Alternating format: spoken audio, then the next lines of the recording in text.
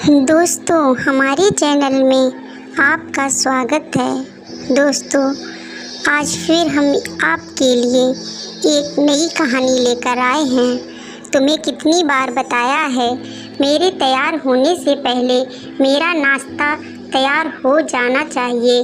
शादी के 25 सालों बाद भी मुझे क्यों बार बार एक ही बात बतानी पड़ती है? सालू, तुम्हें क्या है? तुम तो आराम से घर पर रहोगी, मुझे काम पर जाना पड़ता है। तुम हो कि हमेशा बेवकूफ़ों जैसी हरकत करती हो। अगर तुम यह जानबूझकर करती हो तो याद रखना, मुझसे बुरा कोई नहीं होगा। आज भी राहुल का पारा चढ़ा हुआ था। इन कटु शब्दों में अपना गुस्सा उतारते हुए, नीला तौलिया कुर्सी पर फेंकते हुए राहुल गुस्से से सालू की तरफ देखने लगा। सालू के लिए राहुल का यह बेवजह का गुस्सा कोई नई बात नहीं थी। वह महीने में 3-4 बार ऐसे ही सालू पर बरस पड़ता था। पहले सालू उसका विरोध किया करती थी, लेकिन जब कई सालों तक राहुल में कोई बदलाव नहीं दिखा तो सालू ने खुद को ही बदल लिया। अब राहुल के कुछ भी कहने से सालू को कोई फर्क नहीं पड़ता था। राहुल की हर बात वो चुपचाप सिर नीचे झुकाए सुन लेती थी। शादी के पहले 5 साल तक सालू ने पूरी कोशिश की थी कि राहुल को बदला जाए, लेकिन फालतू का गुस्सा करना और बाद में सालू को भला बुरा कहना, यह मानो जैसे उसकी आदत बन गई थी।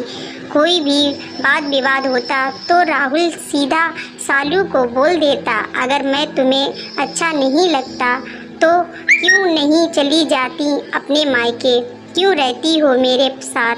इतना सब कुछ होने के बावजूद सालू राहुल के साथ रहती थी, क्योंकि उसे अपनी बेटी की फिक्र थी। और वह जाती भी तो कहाँ? अपने बूढ़े हो चुके माँ बाप को इस उम्र में परेशान करना वह नहीं चाहती थी। समाज और लोग क्या कहेंगे, यह भी तो उसे देखना था। वह इतनी पढ़ी लिखी भी तो नहीं थी कि खुद जाकर कोई नौकरी कर सके और अपनी बेटी का पालन पोषण कर सके। सालू को अब अपनी फिक्र नहीं थी, उसको फिक्र थी तो बस अपनी शादी लायक हो रही बेटी की। सालू नहीं चाहती थी कि पति पत्नी के झगड़े की वजह से नीता डिस्टर्ब हो। नीता की पढ़ाई पूरी हो चुकी थी, उसके लिए अब शादी के रिश्ते आने लगे थे। कई रिश्तों को तो नीता ने ठुकरा चुकी थी। 2-3 महीने बाद एक अच्छा रिश्ता आया। रिश्तेदारों और पहचान के लोगों ने भी लड़के के बहुत गुणगान किए थे। राहुल एक शाम अपनी बेटी के पास बैठकर उसे बताने लगा, नीता बहुत अच्छा लड़का है, पढ़ा लिखा है, बड़ा घर है, बहुत अच्छी नौकरी है। ऐसे रिश्ते बार बार नहीं आते। बेटा, इस बार मना मत करना। नीता अपने पिता से ज़्यादा बात नहीं करती थी, शायद डरती थी या शायद नफरत करती थी, लेकिन आज वो अपनी पूरी हिम्मत इकट्ठा करके बोली, मुझे अभी शादी नहीं करना पापा, मैं नौकरी करना चाहती हूँ, खुद अपने पैरों पर खड़ी होना चाहती हूँ। हाँ, तो उसमें क्या बड़ी बात है? मैंने लड़के से बात की है, वह तुम्हें किसी बात के लिए नहीं रोकेगा। तुम शादी के बाद भी नौकरी कर सकती हो, वह तुम्हें नौकरी के लिए परमिशन दे देगा। राहुल बोला। नीता ने पूछा, मेरा नौकरी करना या ना करना उसकी परमिशन पर क्यों डिपेंड रहेगा पापा? राहुल बोला, मैं कह रहा हूँ ना, तुम्हें किसी भी चीज़ की कमी नहीं होगी। बेटा, ऐसे रिश्ते बार बार नहीं आते, इसे ठुकराना मत, बहुत खुश रहोगी तुम वहाँ। पापा, क्या मैं उतनी ही खुश रहूँगी जितनी मम्मी इस घर में खुश है? नीता ने तंज कसते हुए कहा, आज तुम्हारी जवान कुछ ज़्यादा नहीं चल रही। राहुल गुस्से से आंखें बड़ी करते हुए बोला, पापा, मुझे शादी ही नहीं करनी है, क्योंकि शादी के बाद अगर वह लड़का आपके जैसा निकला तो मैं क्या करूँगी? मुझे आपके जैसा जीवन साथी नहीं चाहिए, जो बिना बात के मुझ पर हमेशा चिल्लाए। मुझे कुछ भी अपनी पसंद का लेना हो तो 10 बार सोचना पड़े, कहीं वह नाराज़ ना हो जाए। मेरी तबीयत कैसी भी हो उसे परवाह ना हो। रोटी थोड़ी सी मोटी बन जाए तो घर सर पर उठा ले। उसकी चेक बुक ना मिले तो भी मेरा ही दोस्त निकले और हर छोटी मोटी बात पर मुझे मायके जाने के लिए कहे। नीता ने अपना दिल खाली करते हुए पापा से सब कह दिया। राहुल का गुस्सा 7वें आसमान पर था, लेकिन उसके मुंह से एक भी शब्द नहीं फूट रहा था। वो नीता की बातें सुन रहा था। नीता उतना ही बोलकर चुप नहीं हुई। आज पहली बार वह अपने पापा के सामने इतना सब कुछ बोल रही थी। पापा, आपने माँ के साथ हमेशा गलत व्यवहार किया है। आप अपने ऑफिस का गुस्सा बिना सोचे समझे माँ पर उतार देते हैं। कभी इस बात की परवाह भी नहीं करते कि उन्हें कैसा लगता होगा। आपकी बातें सुन सुन कर माँ ने अपना स्वाभिमान खो दिया। राहुल आज पहली बार अपने किए बातों पर वो महसूस कर पा रहा था। वो इतना ही बोल पाया, जो तुम्हारा मन है वो करो, मैं तो इतना बुरा हूँ।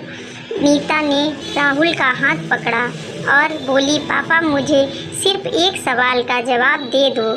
क्या आप चाहोगे कि मेरा पति आपके जैसा हो? अगर आपका जवाब हाँ है तो कर दीजिए मेरा रिश्ता आज की, और ना है तो मुझे आत्मनिर्भर बनने दीजिए। राहुल कुछ भी ना बोल पाया और वहाँ से चुपचाप बाहर चला गया।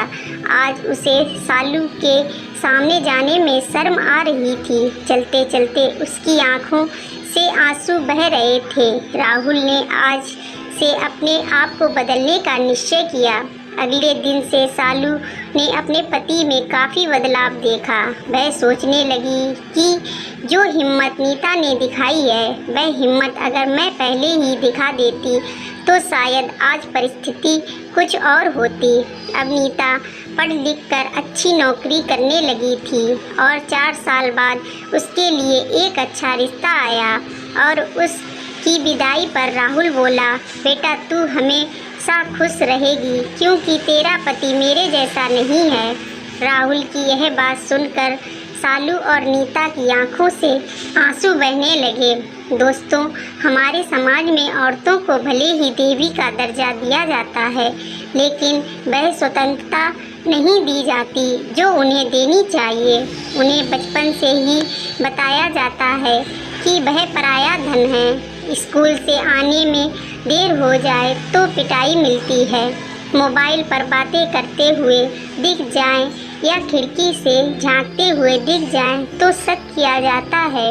माँ बाप का घर तुम्हारा नहीं है, पति का घर ही तुम्हारा घर है।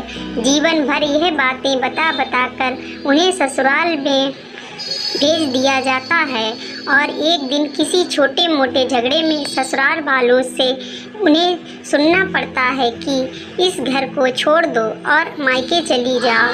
अब आप ही बताओ दोस्तों, ऐसी स्त्रियों का सच्चा घर कौन सा है?